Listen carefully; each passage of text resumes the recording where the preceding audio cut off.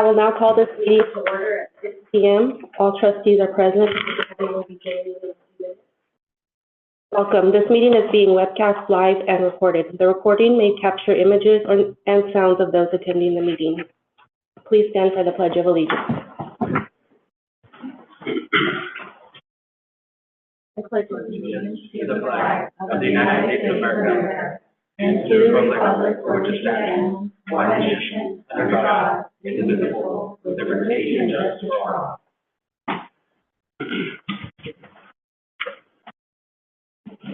Approve the November 13, 2024 regular meeting agenda. I motion to approve. No second. Any discussion? Roll call. Valerie? Aye. Teresa? Aye. Sammy? Aye. And I. Report. High school. Yes, Bella?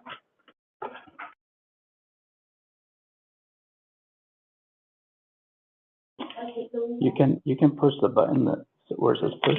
There you go.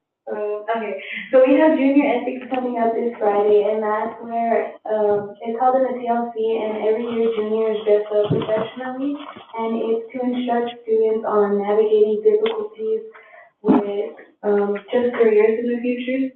And then we have Saturday school coming up this Saturday. This is to help mostly seniors that are like falling back on graduating due to their attendance.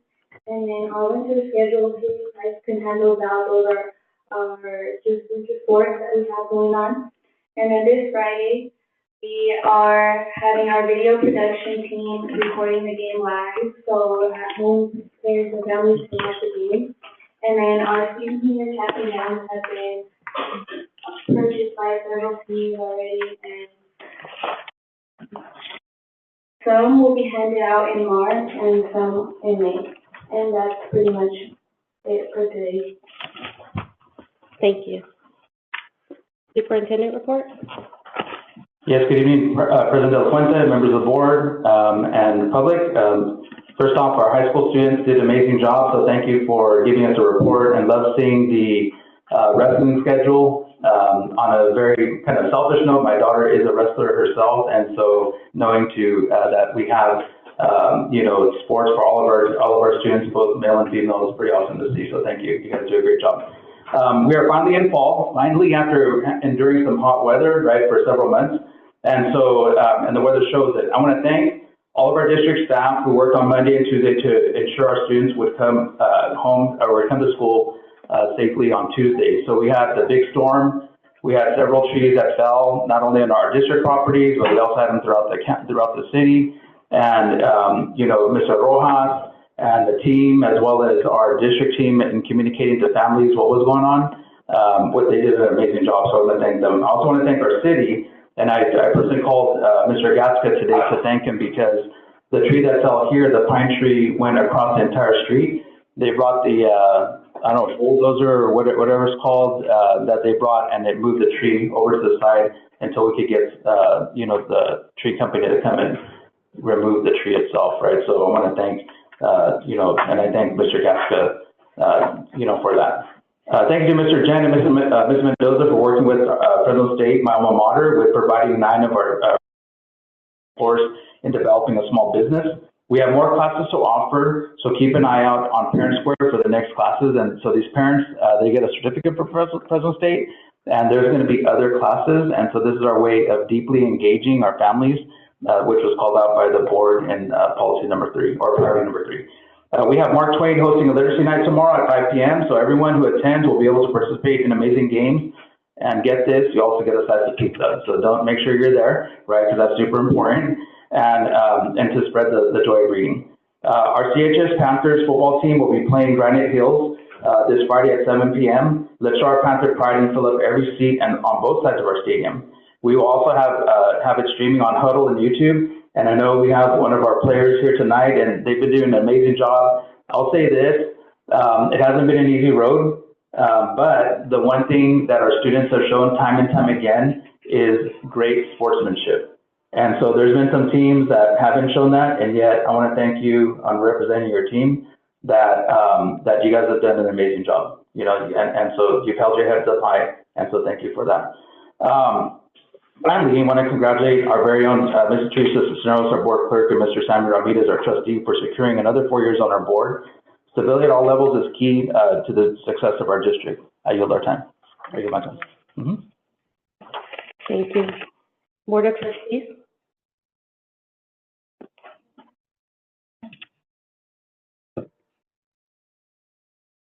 Corcoran Faculty Association, CFA. I won't do it. California School Employees Association, CSEA. Presentations. We will have 2 presentations tonight. The first is the Corcoran Joint Unified School District STAR students.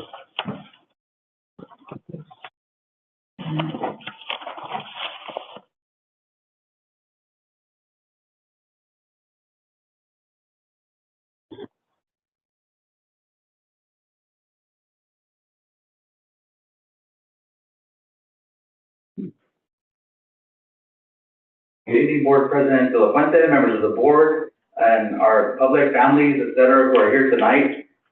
We have this distinction that we have here in our district, which is CJUSD stars.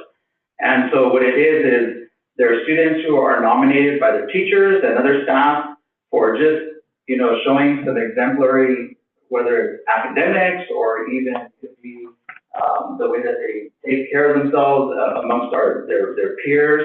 And so these are really our stars, our stellar students on our campuses. And so this is very difficult because we have many, right? And so what I'm going to do is I'm going to go ahead and read the ones who are both here and not here today. So I'm going to start off with our Kings Lake. And so we have Miguel Diaz, who I don't see here, and I know Miguel because we say hi. I say hi to him quite often when I go visit Kings Lake. And so Miguel, the nominator was Douglas Grimsley, Gracie Flores, and Mr. Frazier, who's here. Miguel has been respectful and on task in the classroom since the first day of the semester. He has quietly but efficiently made progress and meeting graduation requirements, completing 5 classes in our credit recovery program. Miguel has been a positive addition to our classroom and the Kings Lake campus this year. He will prompt students to stay on task and is always willing to help others. Miguel is always on top of his work, never complains, and follows the social contract of the room. He was significantly behind when he arrived, but he has worked to put himself in a position to finish by the end of this year. He has also shown outstanding effort in demonstrating resilience and determination in his personal growth and expressed his career goal of wanting to be an emergency medical technician. So let's go ahead and give a round of applause for Miguel. So Miguel, I see him at Kings Lake, and a very polite young man, and so I know he's one that just always says, hey, good morning, and so, just want to, I'll definitely go by and just tell him congratulations. So next we have Julian Fernandez. You want to come up, Julian? And so I'm going to embarrass you a little bit, okay? So you're going to get the taste of you guys that are here today, students, okay? And the show is yours, so you can stand up here. Okay? I'm the narrator. We're all about you today, and all the rest of the students. So Julian Daniel Fernandez. So with Panther Pride, we submit to the CJUSD Governing Board class of 2025 student Julian Fernandez, an exceptional student, athlete, and leader at Corcoran High School. Julian has impacted our campus through his dedication to academics, sportsmanship, and community service. His talent and hard work on the football field have drawn the attention of NCAA recruiters, well-deserved acknowledgement of his achievement, and we've seen that firsthand. I think we even had some colleges, community colleges come by last week. Julian's leadership shines beyond the football field with a strong GPA and academic commitment. He exemplifies the balance between sports and studies. Despite adversity, he has shown resilience and determination, inspiring peers, younger teammates, and the entire Corcoran Joint Unified School District. On the field, Julian is a dominant force. As of this letter, he ranks 13th in California for receiving yards. That's pretty amazing. Wow. 13th, okay, in California, which is a huge state. A remarkable achievement given the state's vast pool of high school athletes. Julian has been interviewed by ESPN 1430 AM and is observed by NCAA recruiters. He has several college options, including CSU, Sacramento State, Cal Poly, and other West Coast schools. Julian is a positive force on our campus, earning respect from students and staff. He contributes to the culture of kindness, respect, and ambition we build at CHS. My vote for CJUSD star student is Julian. He's ranked 13th in the state for receiving yards, but beyond football, he's a great student who always willing to help and has a big heart. That's Ms. Ornelas, Associated Student Body Teacher. So, Julian, we want to thank you today for being an amazing student. Okay, let's give him a hand real quick.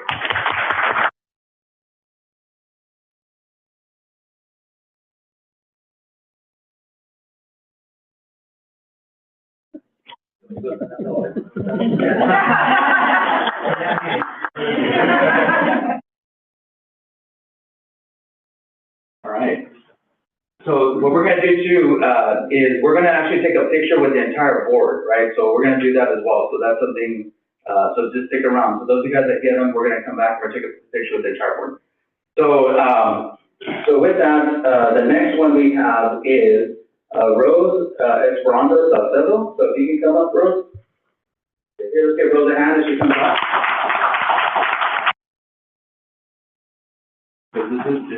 This show's for you. And so Rose Salcedo is a true leader at John Muir, excelling academically, actively participating in John Muir athletics and contributing to the ASB program. Peers and teachers admire her dedication to academics, sports, and school spirit. Mr. Sampson, ASB teacher, that's what he said about you. Okay? Rose consistently excels in class, showing a strong grasp of the material and a commitment to learning. She participates actively in discussions, helps classmates, and demonstrates Wildcat pride through her leadership and kindness, positively impacting the classroom. That's Mr. Arnold, your Math 1 teacher. And it's a pleasure to support Rose, a standout student. From day one, she has shown dedication, punctuality, and respect, inspiring her peers and enriching our classroom environment. Rose is well deserving of the Star Student Award, Mr. Knight, PE teacher. So let's go ahead and give Rose a hand.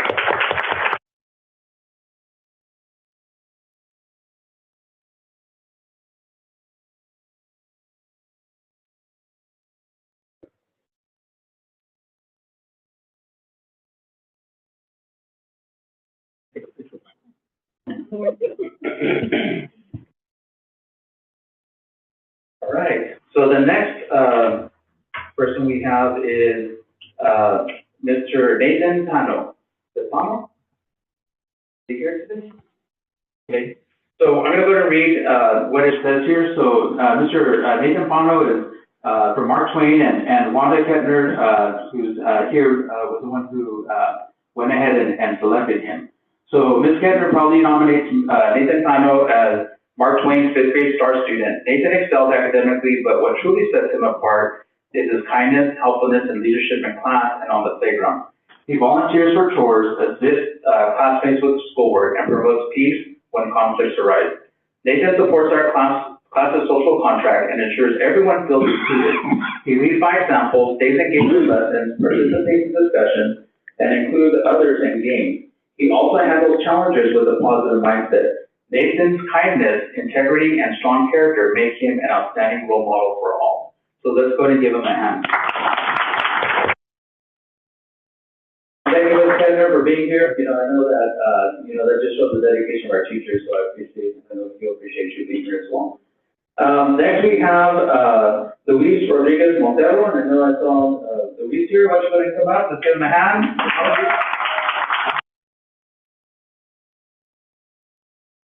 You can go ahead and stand over there. All right. So, and so Luis is 3rd grade from John C. Fremont, and the nominator was Mrs. Fierro, okay, your teacher. And so Luis is a natural leader who brings honesty, kindness, and encouragement to our school daily. Known for his bravery and trustworthiness, he makes good choices and inspires others to do the same, helping them resolve conflicts and supporting them with a positive attitude. This trimester, Luis has grown from a shy 3rd grader to a confident student who speaks up for what's right.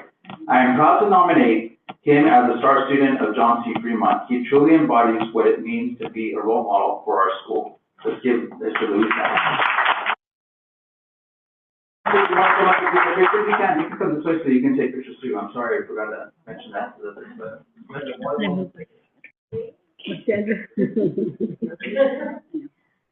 Like Grammy.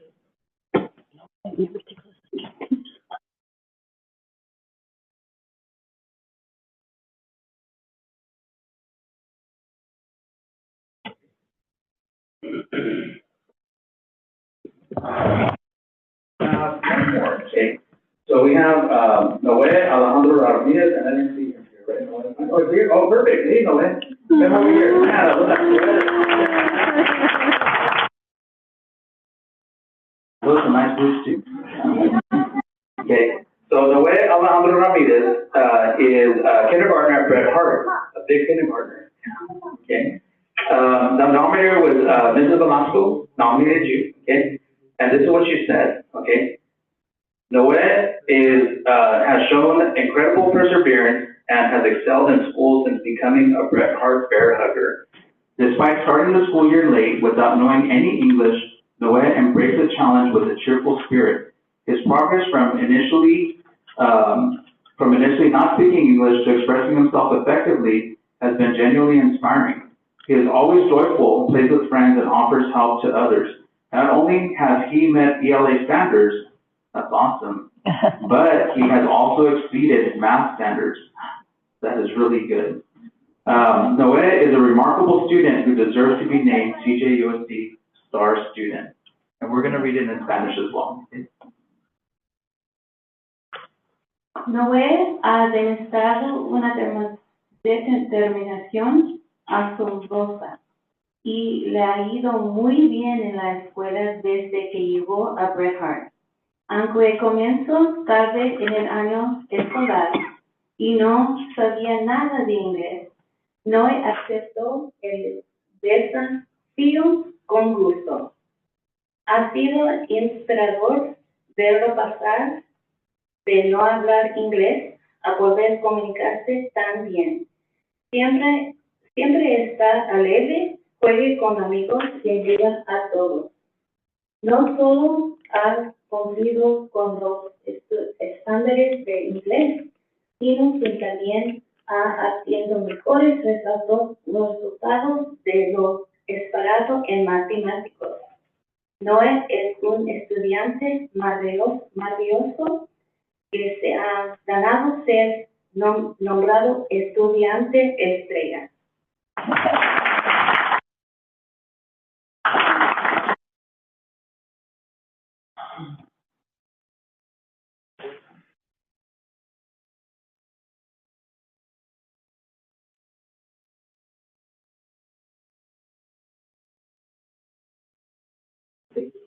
Let's give him one more hand real quick. All the students here, we're going to take a picture with the board. And parents too, if you guys want to take pictures, you're more than welcome to. Okay. You can probably, Right, behind us. you guys can get closer. Maybe come this way first. Maybe we. Yeah, right here. There you go. Ready?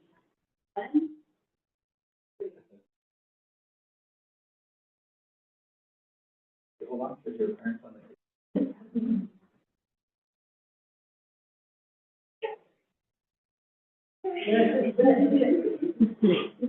Let's give him a hand again.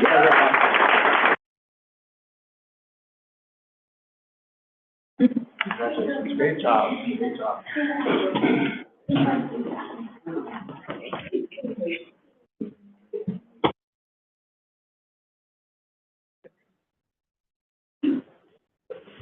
Thank you so much.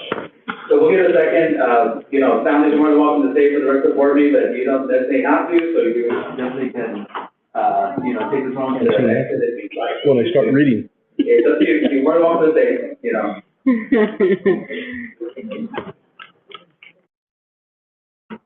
And then we're gonna get set up with the next presentation, so board, my apologies, bear with us as we get the other presentation.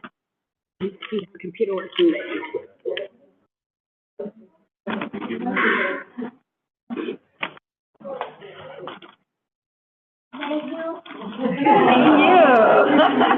you.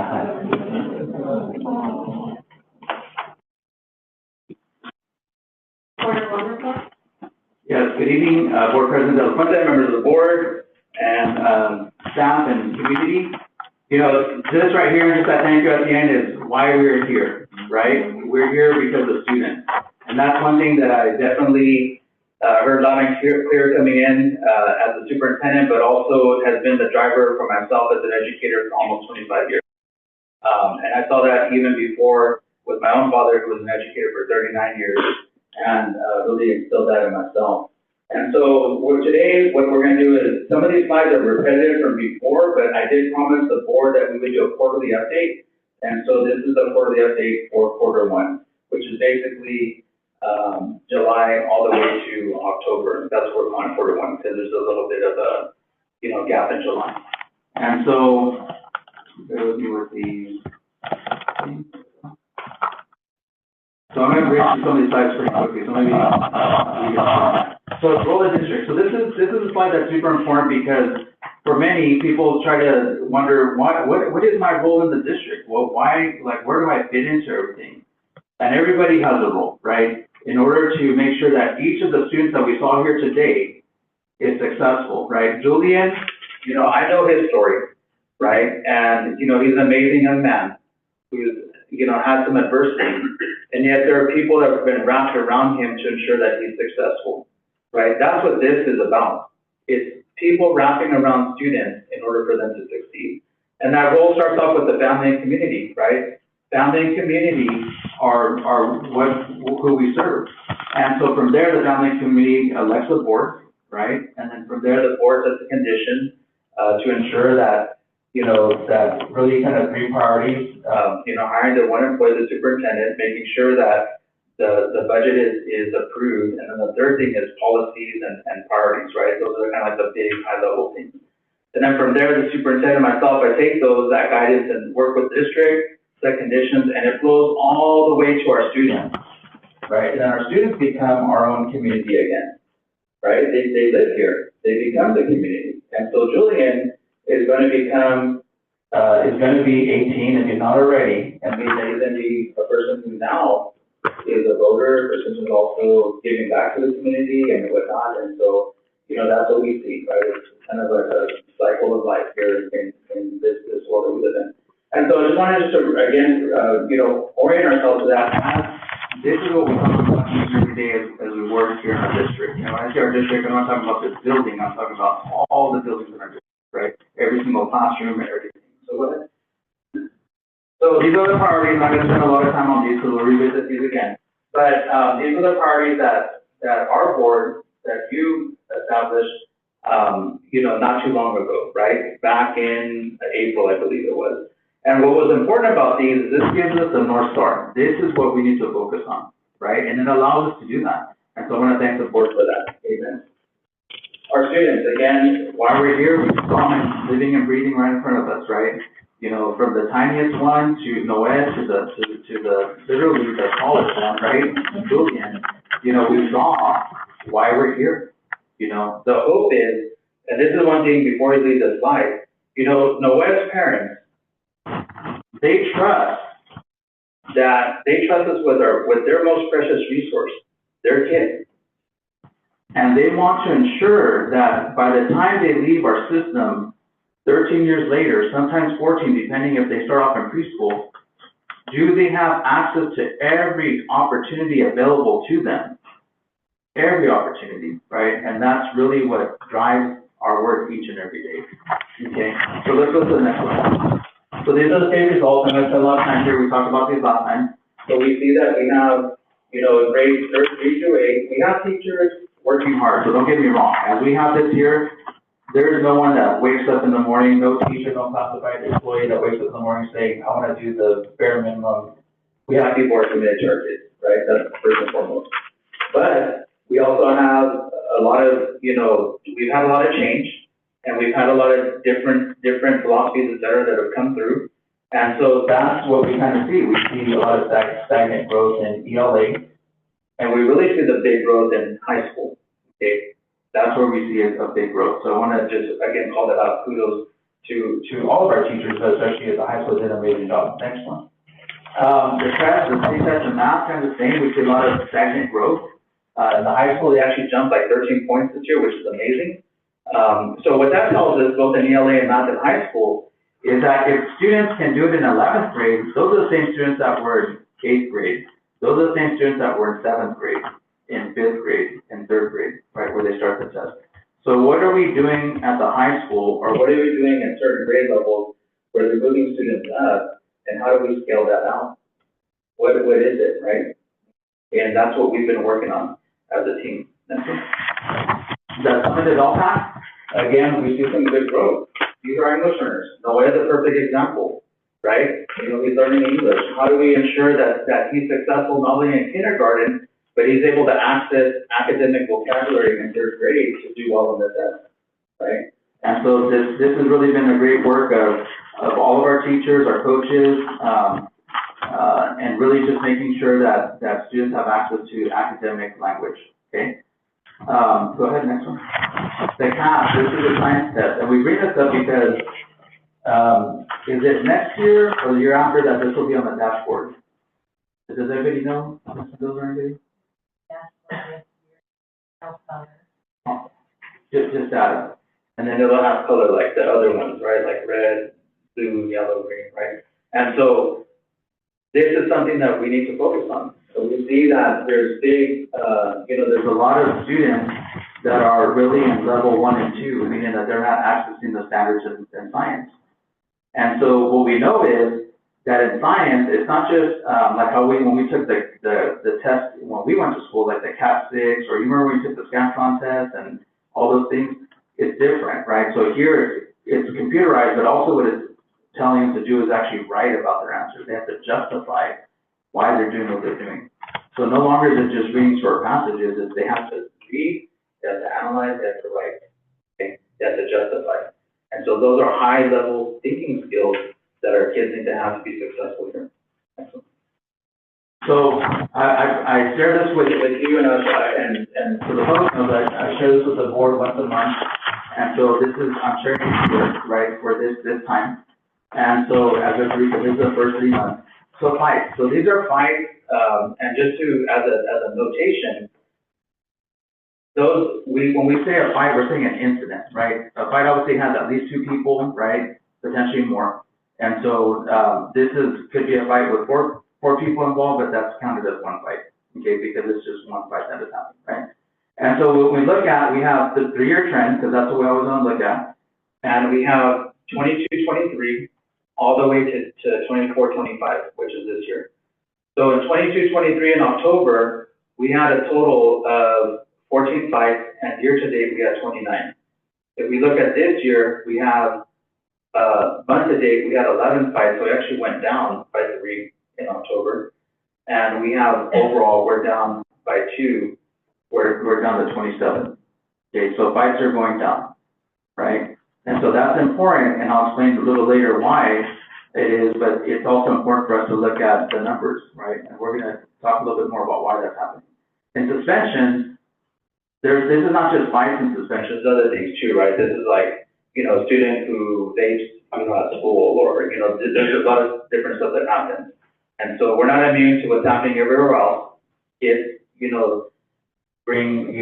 vape in at school, there's fights, there's a lot of other things that happen, right? So this is all of that cumulative, suspensions, and it's also duplicative. Because let's say I'm a student and I get suspended twice, well, I'm counted in this number, right? Okay, in this one here. So what we see is in month to date for 22-23, we had 53 in October, and for the year to date at that point, we had 103. Okay, and so we look at month to date for us this year, 24-25, we have 49. We're actually down from October 3 years ago. Okay, we have less fights, or less suspension, sorry. And then in last year, we had 62. We're significantly down from last year, right? And so the other thing is, year to date, we're at 106. That's still high, don't get me wrong. Okay, it's not something to celebrate, but we are going down, okay? And a large part of that is clarity. When a kid does something, are we, number one, taking the time to do alternative means of suspension? Are we taking the time to follow the menu of of intervention? And also, are we taking the time to look at our matrix, right? In the past, that was not necessarily happening all the time. Okay, and that's really attributed to our leaders, our school principals are in the room that are really teaching their VPs and their staff to really say, like, what is it that we need to do with kids, right? And so then you see the schools there, where they're at. And, you know, one to call out John Muir, they've actually had a decrease in fights overall this year. If you remember, in the past, people have said, you know, John Muir, there's a lot of fights. That's not necessarily the case, right? That's not happening. They've done some great things to really get that back on track. And so, when, you know, in the future, we want to have them come and present and kind of tell their story. So this is the priority. This is something I'm just looking at really quick. I'm not going to read all these stuff, it's a lot. But on the left, you have the priorities. Those are the three priorities that you as a board said, this is what's important to us as a district, right? And that's awesome that we have that. So I'm very proud because you all said, we want to make sure campuses and workplaces are safe, they're welcoming, and they're also inclusive, that we're including everybody. It's not that it's these kids and not those kids. It's not that it's this group of employees, but not this group of employees, right? Okay, it's everybody is here. And so we have some strategies that we put in place, and that's the other column there. And those are, you know, tier system support. As a board, you guys approved a audit that happened, and it was to look at our MTSS framework, multi-tier system support framework. And that came back, and I remember Manya Paul came from Collaborative Learning Solutions Online, and she gave a report of where we're at with our behavior structures. Well, because that happened, the data shows, and we're following some of that, that our suspensions and our fights are going down. Because now we've begun to address the gaps. Okay, that's important. It's kind of like, think about going to the doctor. If you went to the doctor and you walked in the door and the doctor said nothing other than you need an operation or take these 10 pills, right? Would you do that? Without ever having a discussion with them? You have to analyze, right? They ask you a ton of questions, and then they do tests, and they go, well, that's what we have done in order to begin to address the root cause. Why is it that we had so many suspensions? Why is it that we had so many fights? Why is it that we had numerous, last year, I'll be honest, we had a lot of parents coming to the doors complaining all the time. Very rare do we have that now, right? Because there's systems in place, right? There's those things that we're addressing. So the actions are this. So some of the things that we're doing in that priority is we develop a working team, and that working team, which consists of teachers, counselors, and site leaders and district leaders. Am I missing anybody? In the MTSS group. They are working together on an almost monthly basis, and they are designing the framework for our system. Why is that so important? Because it's not top down. They're not being told to do it, they're being asked to be a co-designer. And so it has meaning to them. They develop a purpose, they develop teaming structures, and we're seeing those begin to live in our system. That's why those suspensions and fights are down. One of the reasons. Developing intentional PBIS structures and teams. Last year, I heard it from multiple folks as I met with them that PBIS does not work. Okay, and you probably heard it too, right? Why do kids come back to the classroom with hot Cheetos and lollipops, right? Well, PBIS is not hot Cheetos and lollipops. That's like a incentive, but it's not PBIS. PBIS is teaching students good social emotional structures and how to behave, right?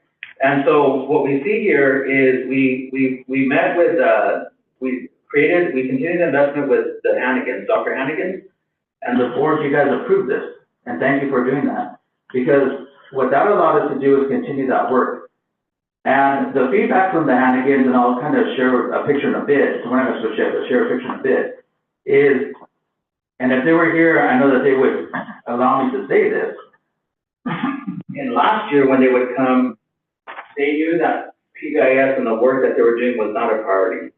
Because there were some times where when they come visit the school, it might be a different person every time, right? This year, because we've established as a priority for our principals, and they know that, for our VPs, for us as the district staff, when they came to visit the last 4 schools, they said the biggest change is that we know that it's a priority for our folks. And they see a huge difference in the culture because we made that accountability structure and we made it a priority, right? And so I want to thank our principals, I want to thank our VPs, and I want to also thank, our district team, Ms. Copeland and Mr. Jent and Ms. Mendoza for really helping folks out. Like, that's what they wanted. They wanted clarity. They weren't clear, and now they have it, right? And they're getting there. We're not perfect, trust me. We're a long ways off, but we're getting there. And so, and the last one is, something that helps as well is, you yourself as the board, have the board handbook, right? And the self-eval that's coming up. And that's important too, because why? Because that shows as the board yourself, you're a professional learning community, and you're saying, we ourselves are holding ourselves accountable, right? And that's super important. The next one, the priority is we're ensuring high expectations. So again, I'm going to move to the action piece. This is you said as a board, and we say as a team, because it's not just the board now. This becomes all of ours, right? So it's not, these are our priorities, and so that we have innovative, high quality, grade level instruction for every student that we saw here, from Noé to Julian.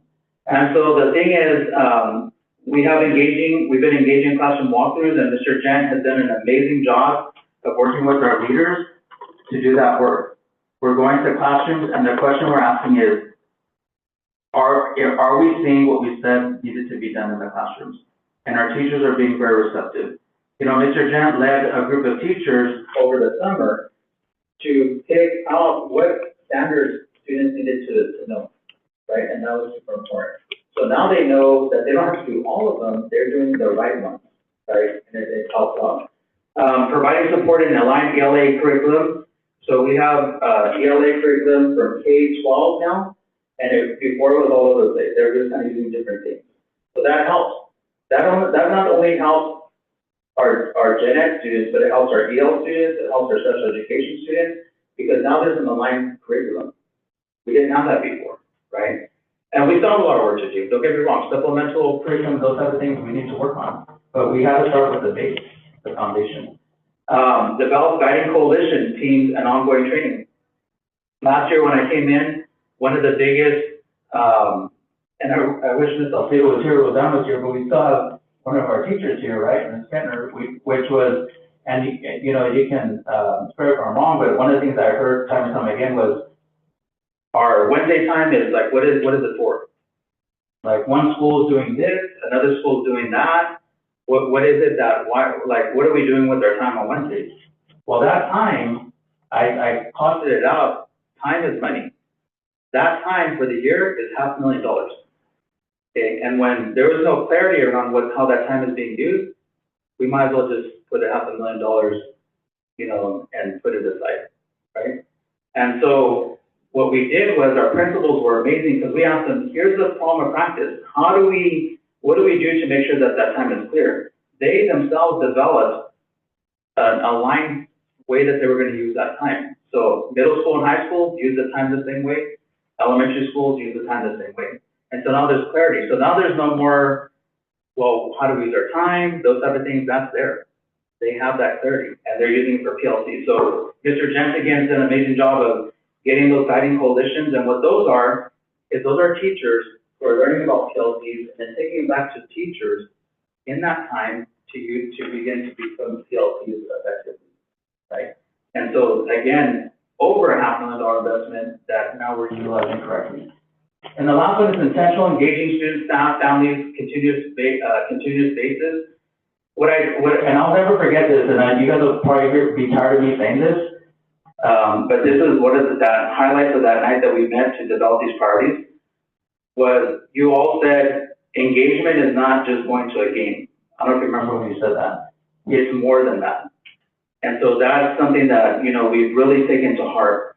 And so advisories have been launched to gather voices of our students. I'm going to go over families and staff, and I'm going to go over some of that in a little bit.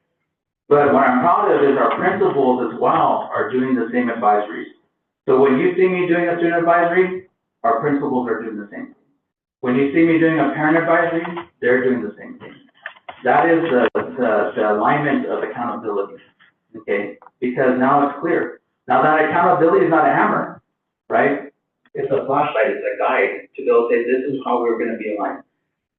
The next thing is, and the last thing is, we're continuing to focus on organizational support. Through all of that feedback, now we're beginning to understand what is it that people truly need, right? We're getting past all the noise, and we're getting to the root causes of what people need. So let's go on to the next slide. Almost done. So on the top, here's some pictures of all these things in action, right? So on the upper right-hand corner, I don't know if this will work. Upper right-hand corner, this one over here, I think they blocked in the screen. That's our teachers in ERWC training.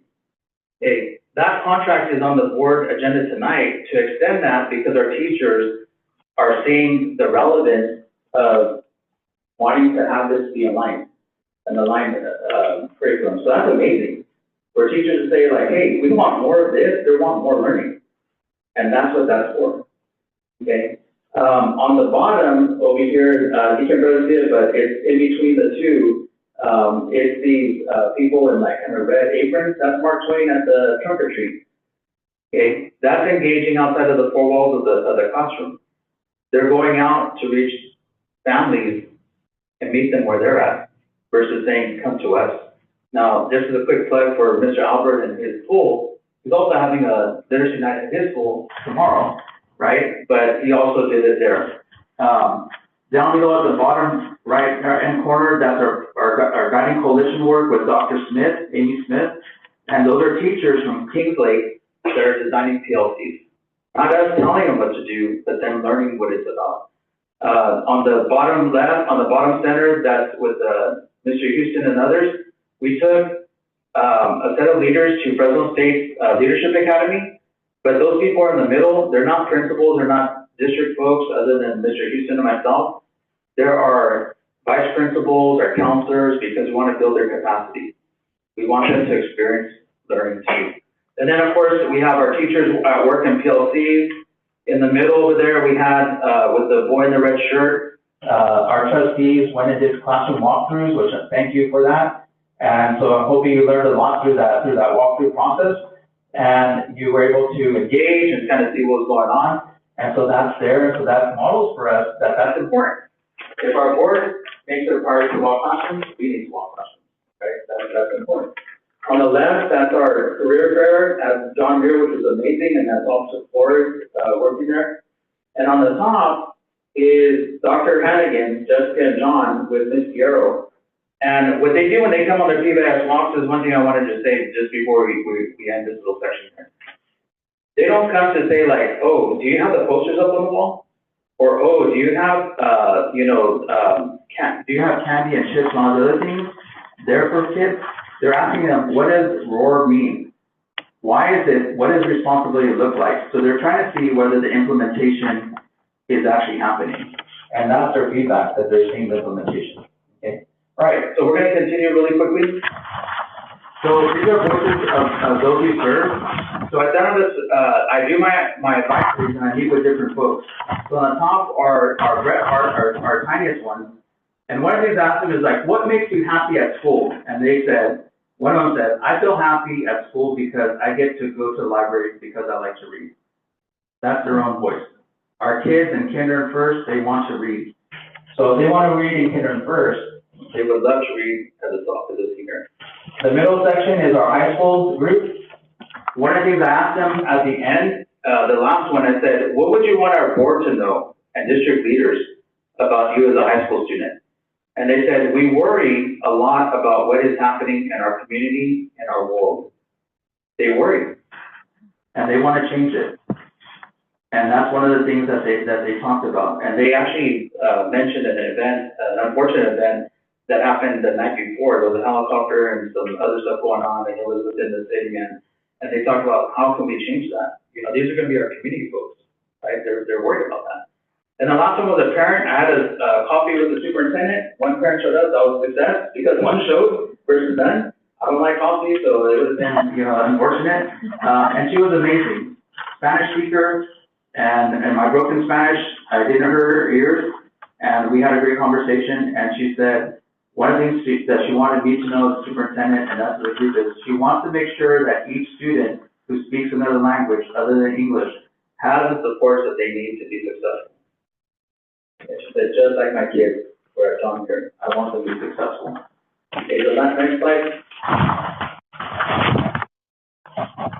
This is quick, I'm going to go through these really fast. The quarter one check-in, we sent out a survey, the real to staff. We had 110 respondents, 497 submissions. These are the questions that were asked, right? Those there, and then these are the responses.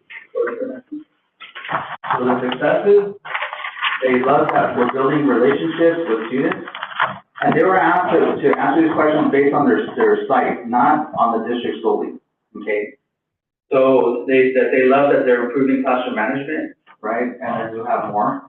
Some of the challenges that they have is that we need to improve time management and lesson planning efficiency. So that's still in the works, right? Remember I said we're not 100% perfect, but we're getting there. We're strengthening communication. We need strengthening communication resources for curriculum implementation and enhancing support for behavior. So behavior is still a thing, right? But we're getting to that point where we're seeing the numbers go down. What they were asked was, what support do they need from their immediate supervisors? And that's what they had, right? And then the next slide. And then what were they unclear about as a district, as what we're doing as a district? Communication, they wanted to continue to have clear communication. They wanted to make sure that we were more effective in support and recognition for students and teachers. So we saw that tonight, some recognition. But we also recognize the work when it's not a board meeting, right? How do we do that? So that was a great challenge, right? People want to be thanked for the work that they do. That's what that's saying. And then that they want consistency and effectiveness of district policies, right? And that's basically, if we know the district policy is there, but does each school follow the same way, right? And so that's something we have to work on. In communication, that's there, okay? And so then if you can flip to the next one. And that's it. So any questions, comments that you guys might have on that quarter one report, hopefully that helped and kind of you getting to see what's going on in our district for the first quarter.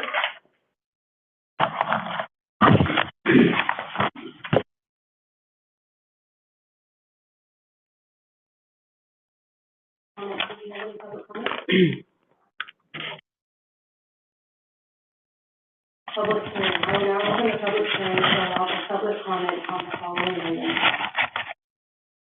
Public hearing in the matter of the conveyance of easements and real property for use by the gas and electric.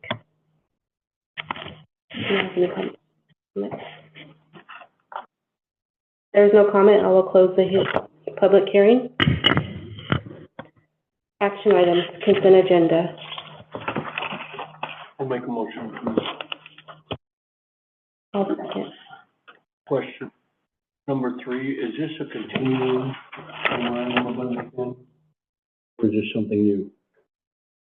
This is, Ms. Reese, do you want to, it's on the KCOE. So the last time that I spoke, where I talked about the training that we were doing for UK, this is just the MOU that they've generated as a result. But, so is this contract a new contract? Is this what we're doing? It's the same one that I presented on. In previous years? It's new, yes. It's new. This year. Thank you. Any discussion? Roll call. Valerie? Aye. Lisa? Aye. Sammy? Aye. Patty? Aye. And I. Administration, consider holding the CJUSD organizational meeting on December 17th, 2024.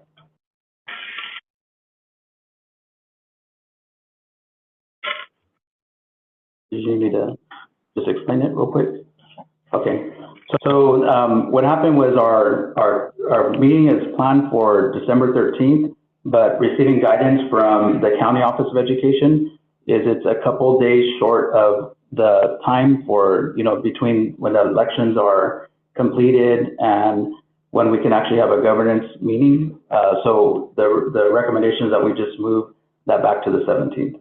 That's what that's for. And it was some of the districts in the county also had to move their meetings because of that, because of the time and notice guidance that we received from the county. We would have normally met on December the 11th, correct? Correct. Yeah, but we wouldn't have, So we wouldn't have met 45 days, I think is what it is? yeah, it's We wouldn't have, if we'd have met that day, we wouldn't have met the 45-day minimum. Correct. Mhm. And so this one and the subsequent one is just to put the two meetings on the same date versus having two different meetings. That's what it's for. Do I have a motion to approve? I motion to approve. Second. Roll call, Valerie? Aye. Teresa? Aye. Tammy? Aye. Patty? Aye. And I. Consider moving the December 11th, 2024 regular board meeting to December 17th, 2024. Make a motion to approve. Second. Any discussion? Roll call, Valerie? Aye. Teresa? Aye. Tammy? Aye. Aye. And I. Consider the approval of the Fresno County Office of Education Expository Reading and Writing, ERWC Curriculum Professional Learning. Charles Gent? Did you want me to step up there, or do you want me to just comment? You're fine. It's just an addition to the original contract that we started at the beginning of the year. We're adding 2 days of workshop and 1 coaching, so all of our teachers can get certified. If they don't attend all the days, they can't get certification for teaching ERWC. So we had some issues with subs. People are absent sometimes, so we wanted to give all of our teachers from John Muir and the high school the opportunity to get certified. And that's why we're asking for the addition of these days. Make a motion to approve.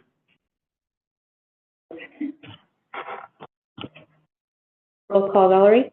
Aye. Teresa? Aye. Tammy? Aye. Patty? Aye. And I.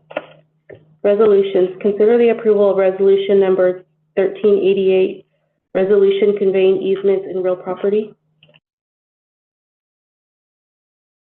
So this is the second part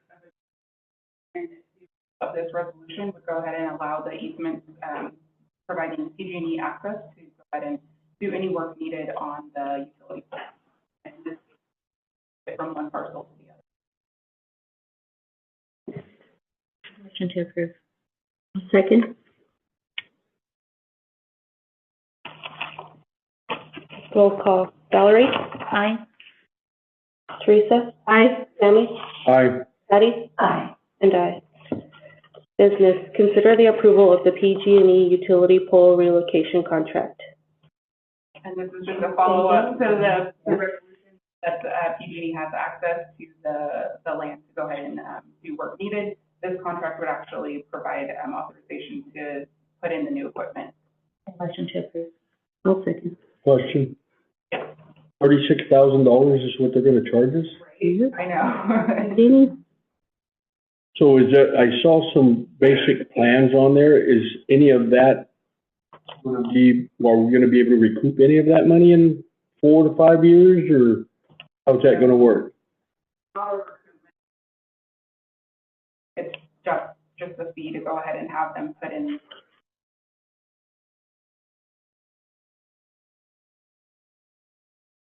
Thank you.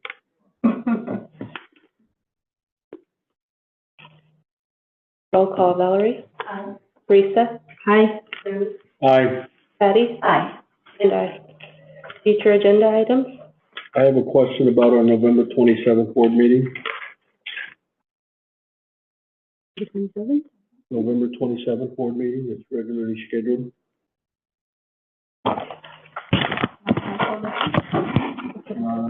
Okay.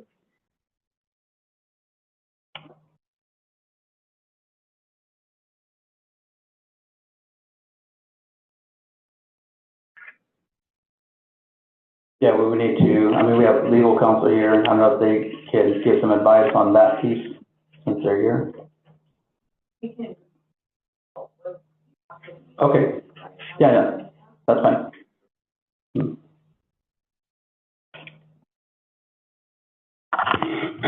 Closed session topics. The following topics have been identified for closed session. Personnel matters. Is there any public comment on closed session items? I'll adjourn the meeting for closed session at 6:55.